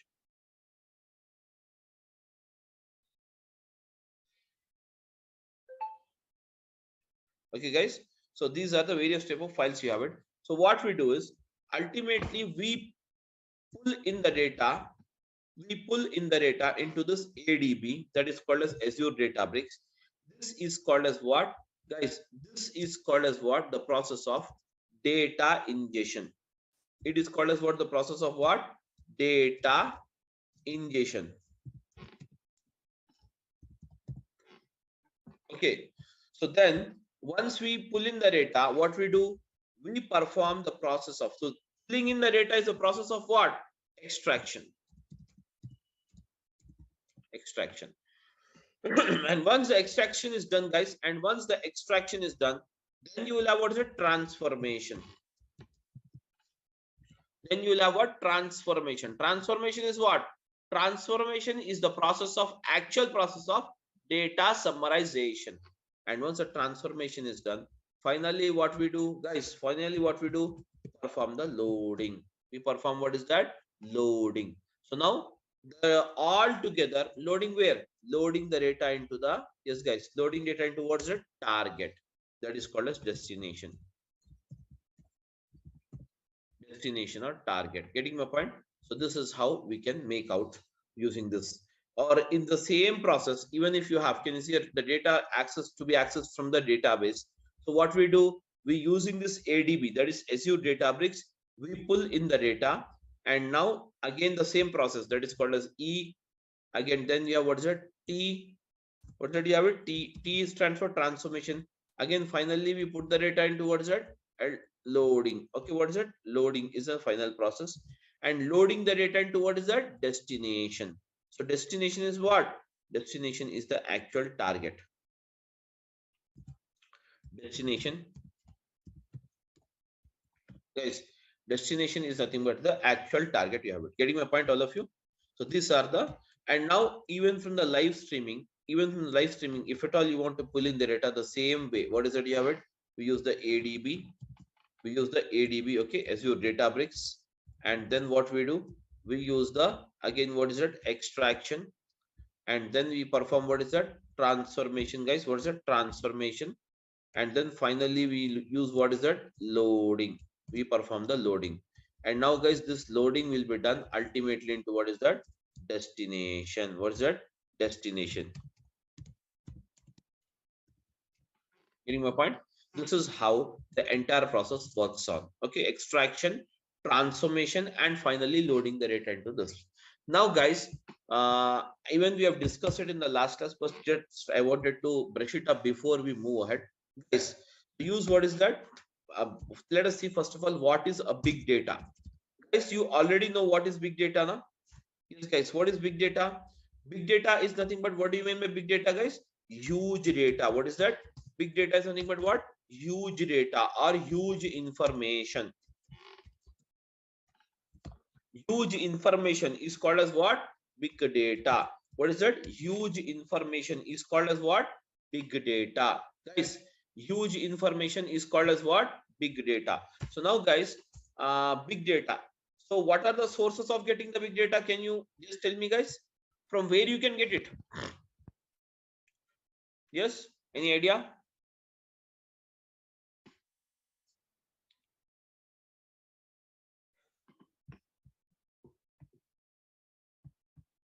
Yes, guys, I'm audible.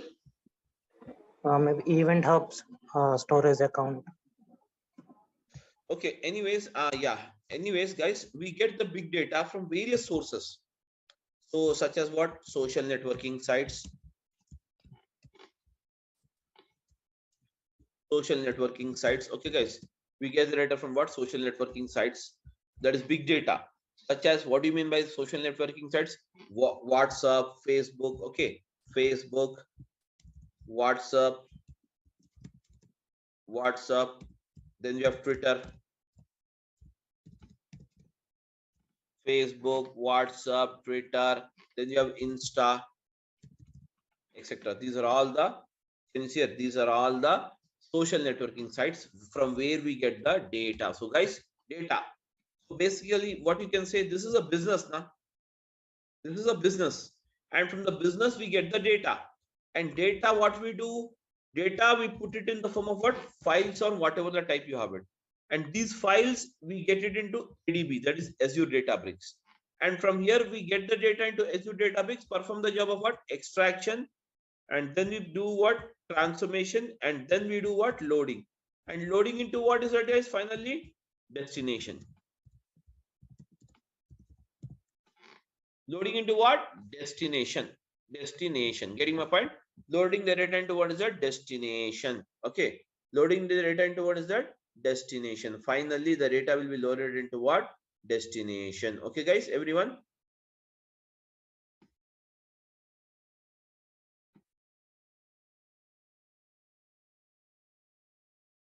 Yes, am I audible to everyone or not? Yes, sir.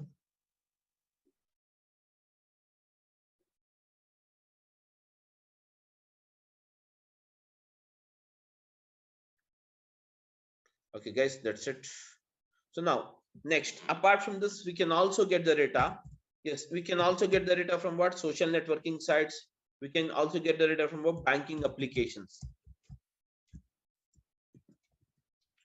We can also get the data from what? Banking applications. So what in the banking applications, we can get the data. And from here, what we do? We pull in the data. And now, this time, whenever you have a banking applications, the data will be loaded, or data will be stored in the form of what? Databases only, guys. From the databases, what we do, we pull in the data, guys. We pull in the data, again the same process. What is that? Using the ADB, Azure Databricks, we perform the job of what? Extraction, transformation, and loading. And now finally, once we load it, guys, finally once we load it, ultimately it will be sent towards destination. Now likewise, you can also get the data from what is it? Human generated data. That means human generated data is very rare. Okay, human generated means the data which is generated by you and me. Okay, human generated data. And apart from this, we can also have, okay, same process, human generated data will be again accessed into the ADB. And from the using the ADB, we perform the job of what? Extraction, transformation, and what's it? Loading. And ultimately, finally we load the data towards a destination. Finally, we load the data towards a destination. This is the destination you load it. Okay, guys. So yeah, what is that? Human generated data. What is it? Social networking sites. We can get the data from what? Social networking sites, banking applications, human generated data. Okay, guys, human generated data. These are the various things you have it. Getting my point, everyone? Now, apart from this, we can also get the big data in the form of what? Machine generated.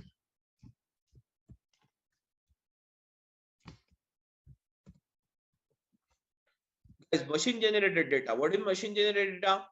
The machine generated data is nothing but the data which is generated by the machineries, such as your CT scan machine is there, ECG machine is there. Okay, guys, many machines nowadays, we have everything. We are surrounded by machineries.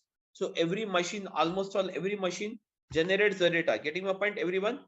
Almost all every machine generates the data. So now, guys, every machine generates the data. So now every machine generates the data. Okay, so whereas those generated, that is nothing but whenever the can you see here, the data is, can you see here, whenever, can you see here, whenever you have that is nothing but any kind of machine generated data is there. Okay, any kind of machine generated data, any machine generates the data, that data, guys, will be recorded. The data will be recorded into what is that? The following. What is that? It can be in the form of what? Live streaming, databases, or files. That means live streaming is a process where you get the live data. So such as, what is that you have it now? ADB. Again, the same process, ETL.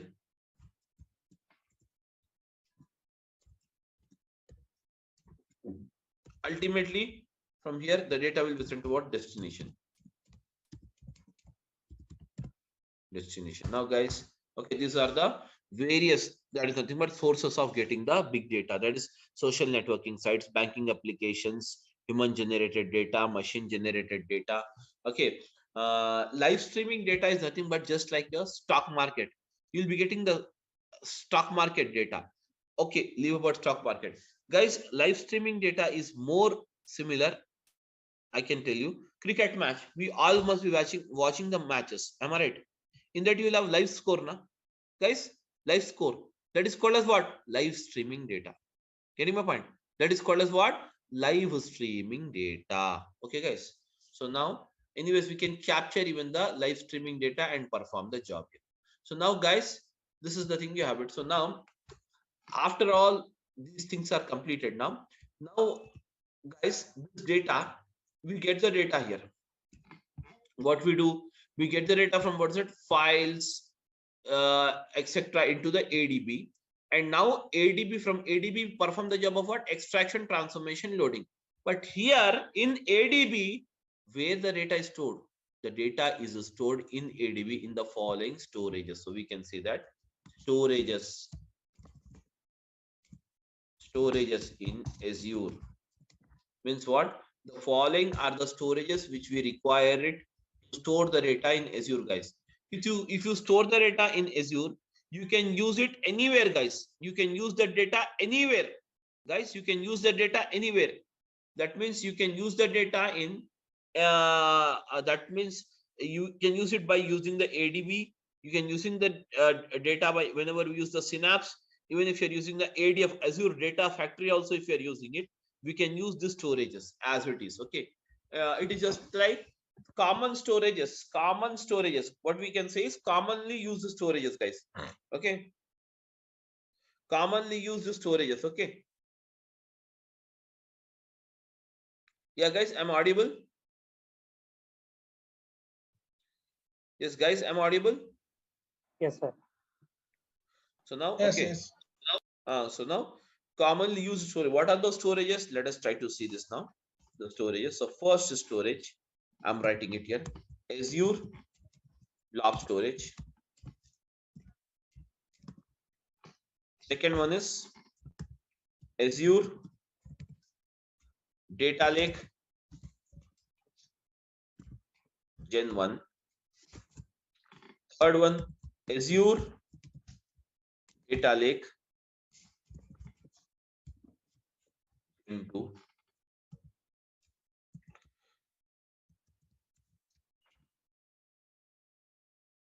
Azure Data Lake Gen 1, Azure Data Lake Gen 2. Okay. Then next one, what is it? You have it.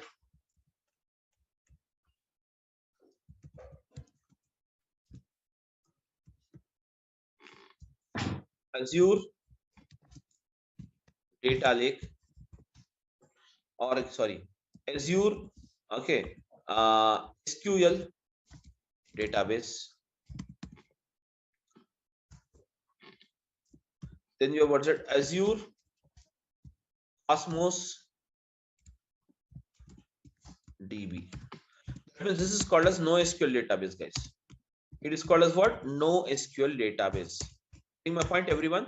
This is called as what? NoSQL database. Following everyone, guys, please. This is called as what? NoSQL database. And afterwards, we can have the next one. What is it? Azure Elastic Pools. Can you see here? These are the various storages you have it. Wherein, out of all this storage is going to retire in 2024. Hence, we cannot create only this. Rest of all we can create and we can use it. Getting my point? Hence, rest of all we can create and we can use it. Only this storage you cannot create it, guys. That is called as what? Azure Data Lake Gen 1. Azure Data Lake, what is that?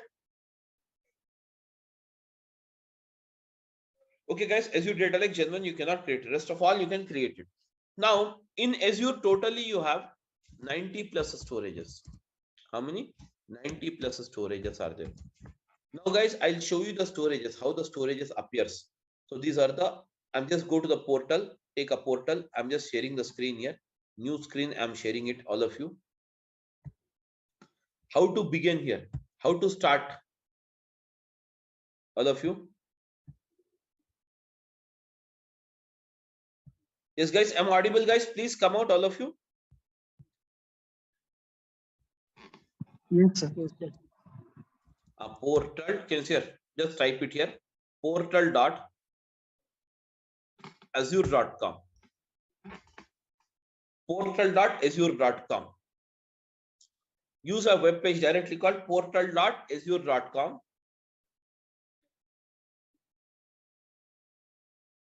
So in this, can you see here? You have a storages. So for seeing the storages, guys, click on more services. Click on the more services.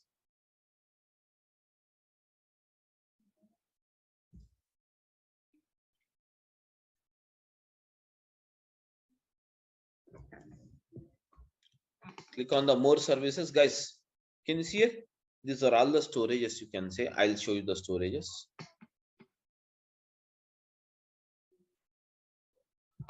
Can you see storage? These are all storages only. Storage accounts, recovery service vaults, data lake Gen 1, storage, okay, sync service, Azure Stack Edge, Azure Data Box, okay. Then you have that data shares, HPC caches. All these are the storages you can use it, okay. That means you have 90 plus storages are there which you can use it.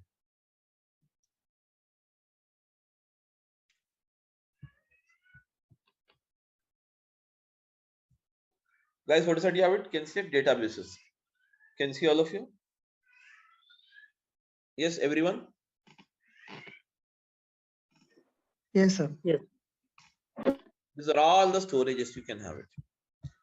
So in Azure, totally you have 90 plus storages you have. Okay. So this is how. Now, how to log into this portal, guys? I will tell you one more way. So now, guys, I'm just showing you. Use, first of all, azure.com.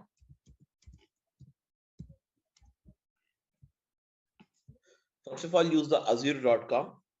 Once you use the azure.com, guys, get your free account. You'll get it. First, click on this. Try Azure for free, getting started. Click on getting started or try Azure for free. And you can select getting started. Can you see here?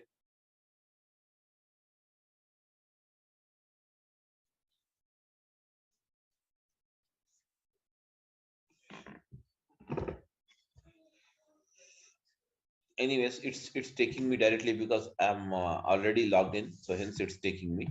So guys, here what we can do is, if you just click on this get started, it will ask you some of your details. That is your the mail ID, etc. Once you enter your mail ID, everything, guys, then finally it will ask you for the credit card. If you provide the credit card, it will deduct 2 rupees from your credit card, guys. Okay, guys. So yes, guys, tell me. Okay, sir.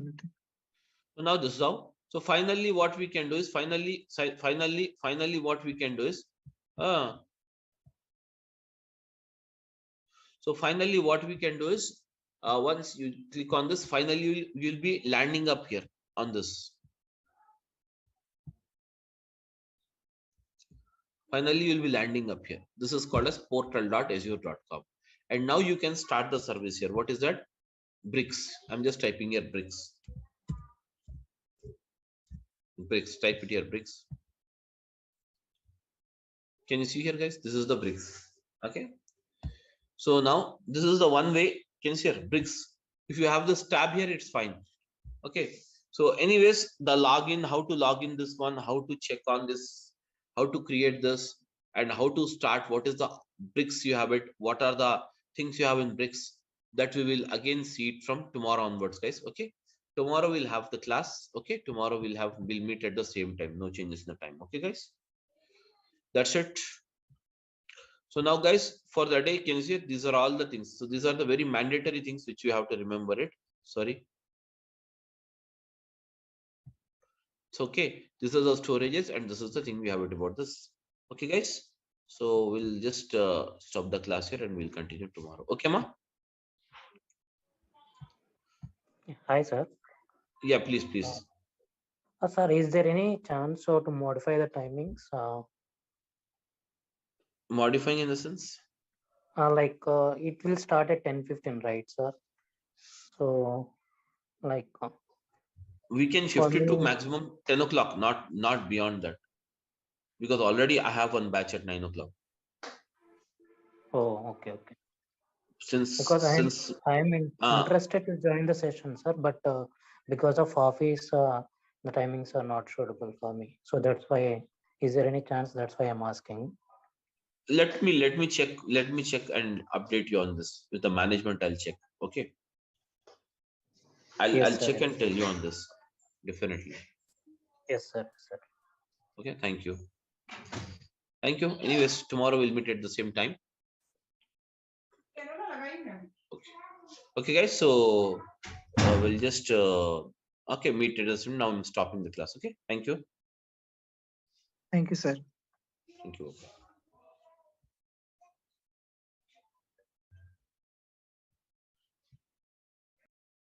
See, guys, my name is Samir, and I would be your faculty for this Azure Databricks. And when it comes to this, my experience, I have around 10 plus years of experience in IT industry. And since the past 3 years, I'm onto the clouds. I'm supporting for the clouds and various clouds technologies. Okay. So now, guys, let us go ahead and see first of all, okay, what are the things you have it in this? See, what is Azure data engineering? Okay, Azure is nothing but it is a name for the cloud services. Azure is nothing but it is the name for the cloud services given by the Microsoft. That means Microsoft is marketing their cloud products or their cloud services with a name called what is it? Azure. And now data means what? Information. Okay, data means what? Information. For the services called engineering, for this engineering services, they are using the Azure Databricks